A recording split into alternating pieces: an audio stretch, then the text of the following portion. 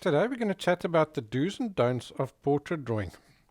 So this is my don't drawing and this is my do drawing. So we'll go through both of them and I'll show you what you shouldn't do and what you should do when drawing a portrait. You can see what the two of them look like together. So we'll start off with the don'ts and then we'll move on to the do's. Right out of the starting gate, people start by making the mistake of just sketching in the outlines of the main features in the places where they assume they are. In other words, they don't even bother trying to get them in the right places. They just eyeball it and that's good enough. Except it's not good enough. You're never going to get a good likeness if you do that. Then these outlines are drawn in way too dark by pressing way too hard on the pencil. And that leaves grooves inside the paper so that in the end of the day you can't even erase those lines because they've left marks inside the paper, and those marks always end up showing in the final drawing.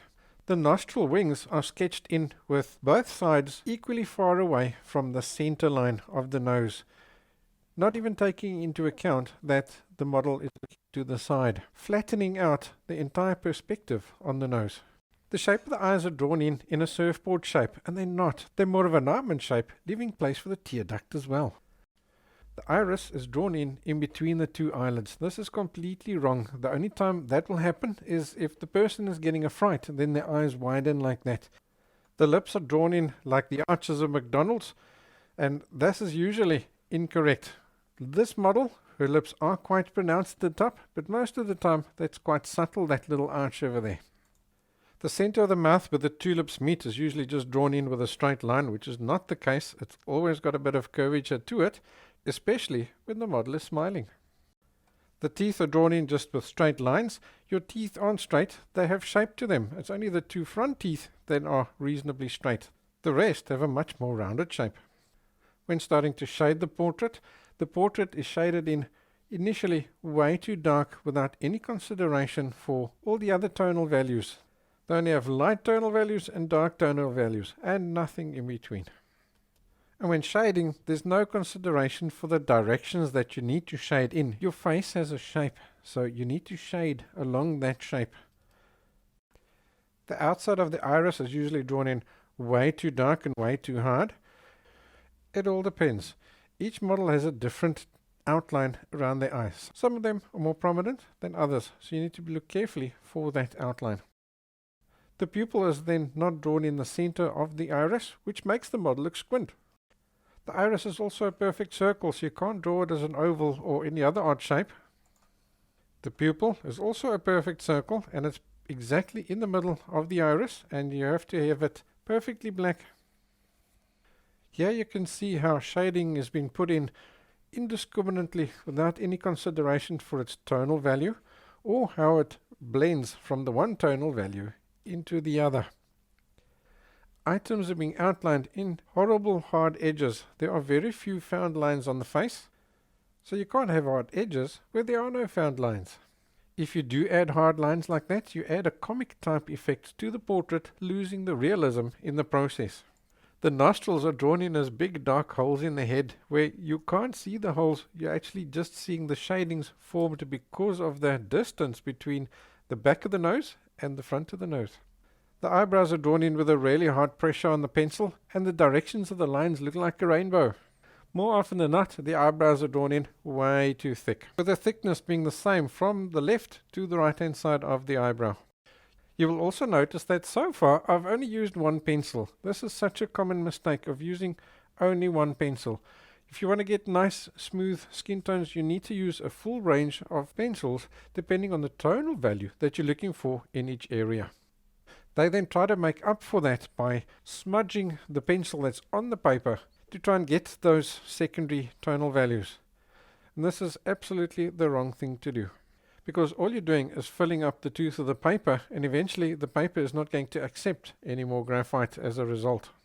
What happens then is you try and press harder and harder, and all you're getting is shinier and shinier pencil marks. With the lips, people see that there are cracks, and they put in these cracks way too hard, making the viewer wish they could donate some lip balm to the drawing. The outer edges of the lips are outlined making them look like they have lipstick on, whether the model has lipstick on in real life or not.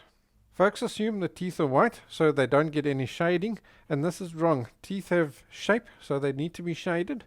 The gaps in between the teeth are very, very subtle, so you can't draw them in hard, solid lines like I have here.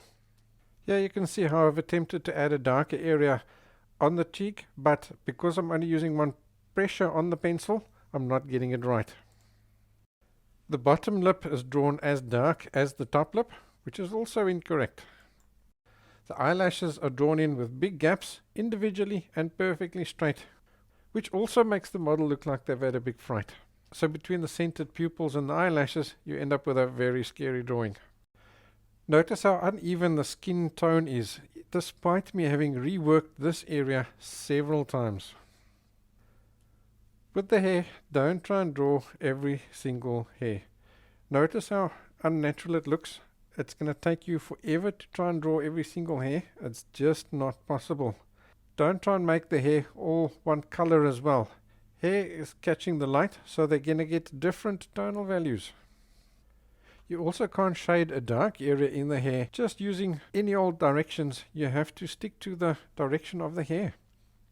So you'll notice that because I'm having to press really hard over here, sometimes I'm actually hooking the paper and it's crumpling it. So in the end of the day, I'm ending up with a crumpled, ugly drawing. Nothing about a portrait is heavy-handed. Everything is nice, smooth and controlled. Here I'm also making another classic mistake, and that is outlining the eyes. Unless the model has mascara on, you wouldn't outline the eyes like that. You'll also notice that I'm indiscriminately erasing areas. This is just leaving even more harsh lines and edges to the drawing, making it look even more unnatural. And then finally, here you can see I'm trying to erase highlights out of the hair, which is impossible. The colors below it are just way too dark. You can't lift out the dark tonal values like that anymore. So there you go. Now you can see what my don't portrait drawing looks like. So before we move on to the do's, I just want to tell you that this drawing that I'm going to draw now is available on my website as a real-time draw-along version. So if you'd like to draw this portrait, then head over to my website and you can follow this and hundreds more painting and drawing tutorials for a very small monthly fee. Alright, let's move on to the do's. Now let's chat about the do's of drawing a portrait correctly. So the first thing is your positions of the individual items on a portrait are critical. If you don't get them right, if you don't have them in the right position, you're never going to get a good likeness. So you'll see I've shown you here how I've used the printout and I've created like outlines from it just so that you can see what they look like. And then I will transfer them directly to the canvas using a piece of paper which I've rubbed over with some graphite to form like a carbon paper, and then I'm transferring exactly those lines to my sketch paper, and that way I don't have any ugly marks or construction lines on the final drawing paper, and that keeps it nice and clean. Then I also use a transparency, so I'll transfer those same lines onto a transparency as well, and that way I'm getting a transparency which I can use to check my lines and make sure that none of these little features have drifted off to the left or to the right or to the top or to the bottom as I've gone along, which you'll be surprised that it happens incredibly easy. Then I'll use that same graphite paper which I've scratched the graphite onto and a cloth, and I'll pick up some of the graphite from the paper and then I'll use that to sketch out just an idea of the basic shadings of the portrait very quickly. So once I've got just a few little tonal values down, I don't want them dark, I want them really light. It's just to give me a feel for the shapes or the contours of the face. Remember, when you first start drawing, you've got a blank piece of paper with absolutely no contrasts or tonal values down there. So your eye has nothing to go from. So by adding just a few little tonal values down, there. That allows me to get a feel for the shape of the face and where the highlights, shadows and darks are. Plus, it also gives me some tonal value down on the paper, which my eye can use to reference other tonal values that I draw. So when I draw, I usually start with the eye. The eyes are the windows to the soul. They're the most important thing when you chat to somebody. You look in their eyes. So I start with the eyes, and I'll take as much time as I need to get them as perfect as I can. See, there you can see how I'm using the transfer paper to check, and I'll do that several times throughout the drawing. So when I'm doing the eyes, there's a few things that I'm looking out for. The first thing is I'm making sure before I even start shading that the irises are looking in the same direction and that the person is not looking squint. You'll be surprised that sometimes it's just a little nudge to the left and a nudge to the right is the difference between somebody that does look squint and that doesn't look squint. Then the pupils need to be exactly in the center of the iris. If the pupil isn't in the center of the iris, it's going to look really wrong. So concentrate a lot on that. Then I'd start shading the actual iris itself. So usually, unless it's a very, very big portrait, I'm not going to draw in all those little lines. Because for a start, those lines aren't as stripy as you think they are. They're actually just little shadings. I want you to go and find a photo, let's say for example on Pixabay, just of an iris that is fully zoomed in, and you'll see it's not individual lines like your wheels of a wagon. It's not like that. It's sort of all sorts of textures. So I in a small drawing like this one, I'm not even going to attempt to do that. I'm going to stand back and I'm going to look at the basic shading. You've got, it's darker on the outside and then it goes lighter towards the inside. So I'm going to get those in. The pupil itself has to be pitch black. Dark, dark, dark, dark, dark. There's no color in your pupil whatsoever. Then the white of the eye is not white. Because your eyeball is round, you get a shading from left to the right. For example, in this drawing, the light is from the right to the left. So the right-hand white of the eye is going to be lighter than the left-hand side of the eye. Plus, you've got the eyelids that cast a shadow onto the eye white of the eye, or actually the whole eyeball. Then you have the upper eyelid, which casts a shadow on the eyeball itself. So there's a shading there that you need to take care of. And then plus, they shade, the white shades darker to the left and to the right as it goes into those corners. Then people also often forget to draw in the tear duct. You mustn't forget about the tear duct. It's really important. It's part of the eye and it contributes to the shape of the eye as well. So if you get that wrong, then your eye shape won't be right. Alright, moving on to the nose. The nose is one continuous shading. People often try and add too many found lines by outlining the nose, and that's really wrong. It's just one continuous shading. So what you usually want to do is I start with the nostrils. The nostrils, you want to get a bit of a looking in effect to them. So where the nose ends and the nostril starts, that little piece there's a found line, and that's probably one of the only places that you're going to have a found line on your whole portrait. So you'll start with your nostril dark over there and then fade it quickly lighter down towards the bottom, and that indicates that the light can't get into the nostril, so it's getting darker and darker in that area over there. Then the nose itself consists of essentially 3 balls. You've got the left and the right nostril wing and the tip of the nose. Each one of them forms a ball. But those 3 balls merge into each other. So you want to draw the roundness of all 3 of those balls, plus you want to draw the area where those merge into each other. And if you can get that right, you're going to get a good look on the nose. So you'll notice here that I'm spending quite a bit of time on this nose because I'd lost my line on the bridge of the nose, that little highlight. So I've used my tracing paper to re-establish that line, and it shows you how quickly such a subtle little highlight being off just literally 4 millimeters can make all the difference between a realistic nose and one that looks like they've been in a fight and the nose is broken.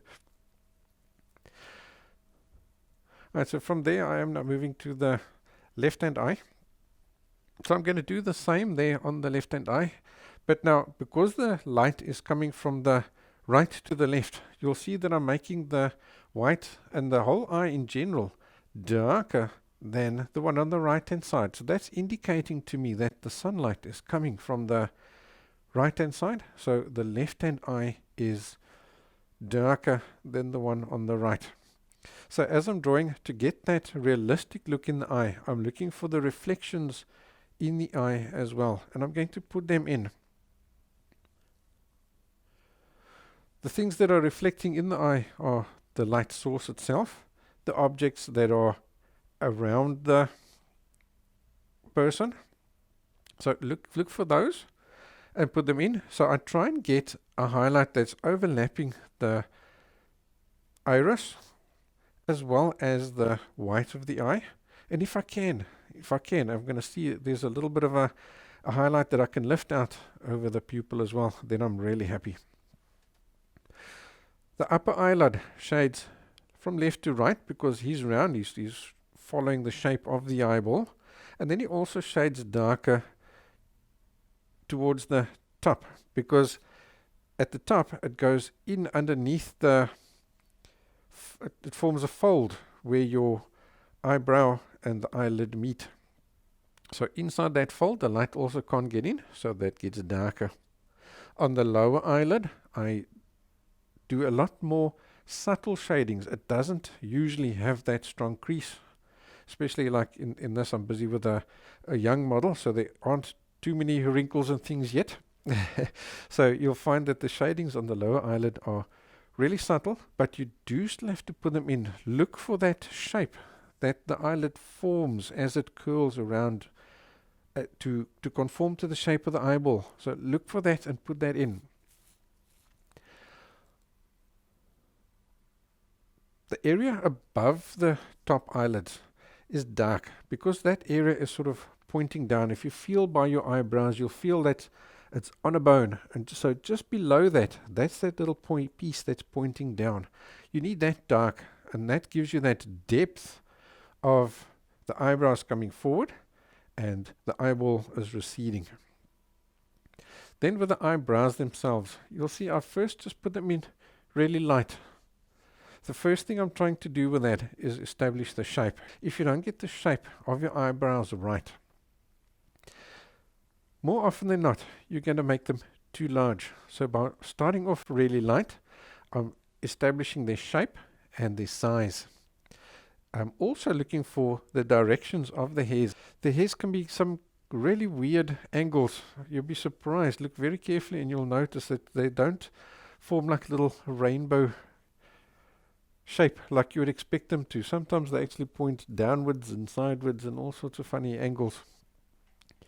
And it differs from person to person. So I'm working in those little angles and getting those angles correct to get that looking good. Before I continue. Alright, then you'll see I sometimes jump around a little bit. I'll work a little bit on the nose and then the eye and then back to the nose and then the eyebrows and so on. The reason I'm doing that is I'm getting myself the tonal values over the entire area of the face accurate in gradual steps.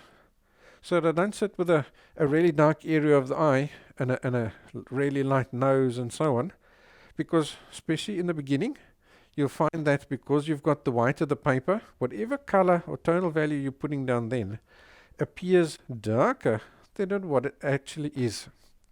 So that means you think you're dark enough, but maybe you're not. Or you think you're not light enough, so you go darker, and then you're too dark. So by working a little bit here and a little bit there and gradually building up those tonal values, my eye is gradually seeing less and less of white of the paper and more of the actual tonal values that make up this portrait. So there's a really important little shading to get right, and that's the little area in between the two eyes on the left hand side in this portrait. Can you see the nose, the bridge of the nose, because it's got height? The left hand side is darker than the right hand side, and then you've got that little dent where the bridge of the nose sort of meets the eye and the eyebrow. You've got that little dark dent over there. I always look out for that dent because he also helps to sink in the eyes and lift up the nose. So don't forget that. When it comes to the upper lip and the cheek, what I'm looking for there is to get a nice smooth shading. You'll see there's no humps and bumps there generally, so I'm going to try and get it nice and smooth there. And the way I do that was with a technique called polishing. I will lay down a basic tonal value, but then that tonal value will always have a bit of inconsistency. So I'll come back in with a lighter pencil and I'll polish away those little areas that are too light. And then there'll be little areas that are too dark, and I'll come back in with my kneaded eraser and just gently tap those little dots, those little light spots. I'll tap them lighter. And the same will go for areas like the forehead as well. Nice, smooth shadings. If you do have little wrinkle or frown lines in the forehead, you can just lift them out with your kneaded eraser and then gently darken up the opposite side with a pencil to show that it goes darker and then lighter. Moving on to the mouth, you'll see again I've used my tracing paper because as you shade, the outside edges of the mouth is not solid. Unless the model is wearing lipstick, there's a subtle change between where the lips end and the upper and the lower lips start. So I've been very careful to get that shape correct. So now I know that the top lip is pointing downwards and the bottom lip is pointing upwards towards the light source. So I'm always looking out for the tonal value of the top lip because I know he needs to be darker than the bottom one. So I'm going to put that in. So generally I'd shade the lip, then I'd lift out those cracks using an eraser, and then I'll come back in with some graphite and put a layer of graphite over them, or I just rub over them with my finger or a tissue paper. That'll just soften that up. To shade the teeth, to make them look natural, you want your teeth to not be white. You think teeth are white, but they're not. So especially in a case like this, where the teeth are barely visible between the lips. So the lips are casting a shadow on the teeth. So you're going to add in those little shadings caused by the shadow being cast on them. Then you'll see each tooth is slightly rounded. It's not flat. So you need to add a little bit of shading to the left and to the right and to the bottom to give it that little bit of a rounding. Then once you've got that shape right, then you come back in with your eraser and just carefully lift out a little bit of a highlight on the tooth. If it's a full smile, then you'd make that highlight a bit brighter. The chin and the area around the mouth, the upper lip and the lower lip and the chin, what you're looking for there is how the light is affecting them. It's a very smooth area, but it's got now little dents, humps and bumps by the fulcrum and the little dimple in the chin. So those are going to give you subtle changes in tonal value. So there's no hard lines there, so you have to be really careful of that. It's continuous shading. So fade really softly and gently to get that continuous shading from the one tonal value through to the next. Then you'll also notice that all the way along the edge of the face on the right hand side and here by the chin, I make just that last little edge a little bit darker. That just shows you that the face rounds out and away from you, or rounds down and away from you. And that just helps to establish that roundness of the face. When it comes to the neck, I always make the neck darker than the chin. Even if I have to use my artist license, like in this case I had to use my artist license to make the neck darker. The reason for that is your chin would generally cast a shadow onto the neck. And it's that contrast between the dark of the neck and the light on the chin that makes the chin come forward, because a light object appears closer and a dark object appears further away. So that's why I give it that contrast. Alrighty, so when it comes to the hair, the first thing I need to tell you is you need to be patient. Hair does take a long time to draw. So the first thing you want to do is you're not going to draw every single hair. What you're going to do is you're going to look for clumps. Hair tends to clump together and form little areas of angles of hair. It's the only real way I can put it. It forms little angles and little strands. So you're going to look for those shapes, angles and clumps of hair, and you're going to draw them. So I'll start by adding usually the darkest tonal values down because they're easiest to draw. I don't need to try and get any details or nothing in them. Just the fact that I'm drawing the lines in the direction that the hairs are going is enough to give me a hair effect when it comes to the dark areas. With the light areas, I'm going to start a little bit too light, and then I'm going to basically shade in the whole area, but still following the correct directions, so that if there are any lines visible, they're in the correct direction. Then I'll come back in with my eraser and I'll start lifting out some of those highlights. Then I'll come back in again and darken areas in between those highlights, so that eventually you've got midtones, highlights and shadows in that clump of hair. Then you'll also see that as a clump of hair, especially in this area here where I'm drawing now, as it curls around, it gets less light and more light, depending on where that curl is in relation to the light source. If it's pointing towards the light, it's brighter.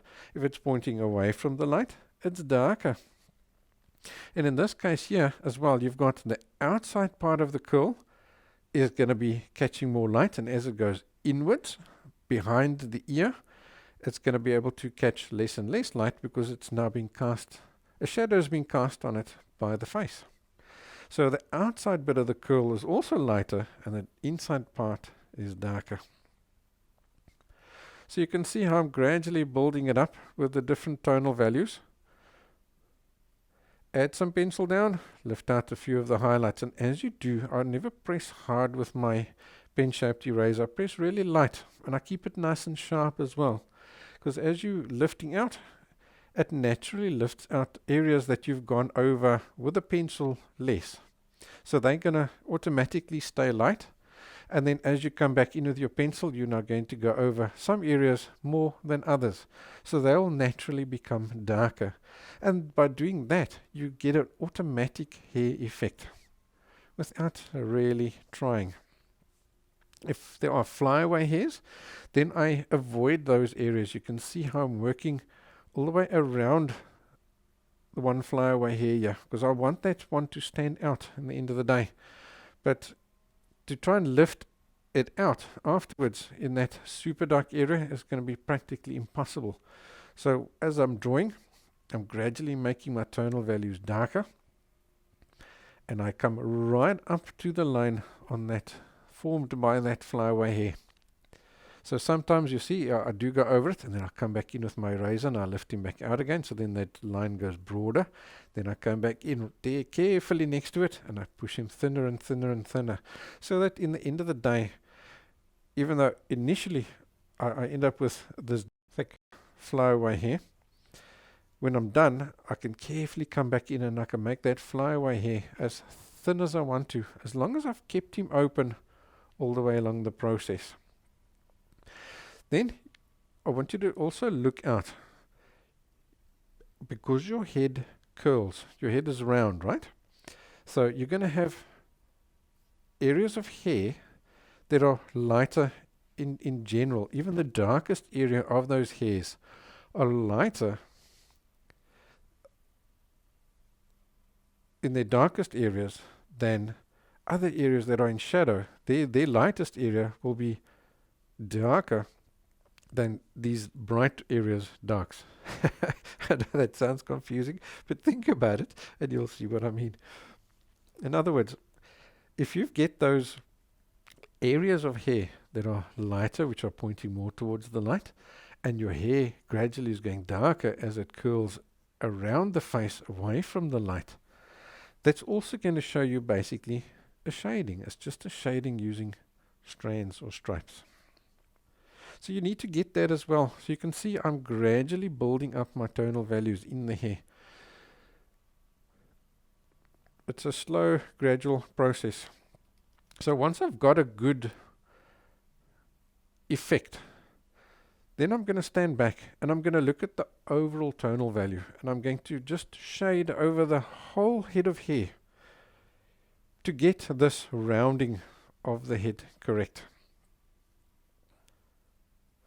So that the hair pointing towards the light is in general lighter, and the hair pointing away from the light is in general darker. And that's why I can go over the whole head of hair with a single pencil doing some shadings.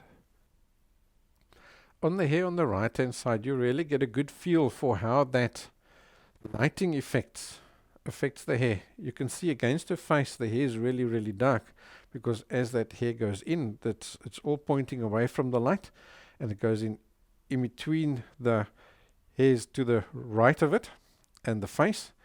Even less light can get in there to illuminate those hairs. So you'll see that the hairs on the far right hand side, which are pointing outwards, are lighter, and they're gradually going darker towards the inside of the face. And that's great, because look what's happened now. Now you've got a really nice dark contrast between that dark shadow hair and the light, bright, sunlit edge of the face. And that brings that whole face forward.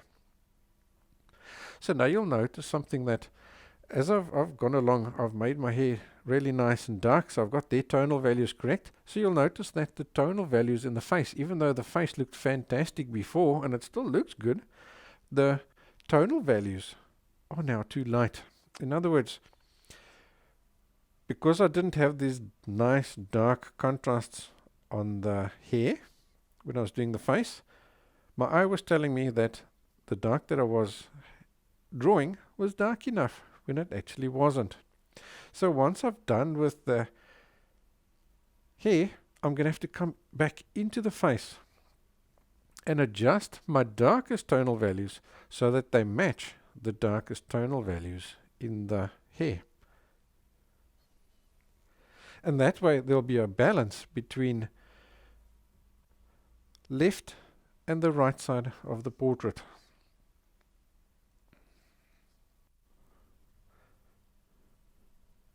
And as I do that, you can see this whole face just come alive and pop forward, because now you've got your full range of tonal values in the portrait, and suddenly she looks alive. Right, so the last thing I do before I sign off on a portrait is I'm going to put in the eyelashes, I'm going to put in the eyebrows. So the eyelashes, what you need to look out for there is your eyelashes clump together. So you don't put in individual eyelashes, you draw clumps of eyelashes. So they'll start as a broad clump here by the eyelid, and then they'll clump together to form a point on the outside. So look for those directions and those clumps and put them in. So you'll see that the top eyelashes are longer than the bottom ones. The bottom ones are a lot more sort of, they come towards you, where the top eyelashes go out towards the sides. So your bottom one's going to be a lot less prominent. Unless, of course, the model's wearing mascara. Then they could balance each other out. Now I put in the eyebrows and I get there, because I've already got their shape and their directions and everything right. All I need to do now is put in nice flicks to get those hair directions correct and the right tonal value and the right amount. So I'll put in a bunch, stand back, see, am I too light or too dark? And if I'm not, then I'll add some more. If I am, I'll stop. And with that, my portrait is finished. So I think I've laid out as many of the do's that you do need to do when drawing a portrait. So look out for those things. They're really important, and they do make a big difference between getting a good realistic likeness and just an average drawing. So I hope you enjoyed this tutorial. If you did, please don't forget to give me a like, and if you haven't subscribed yet, please subscribe and hit the bell button so that I can notify you when I release new pencil drawing lessons like this one. Thank you for watching. I'll see you next time.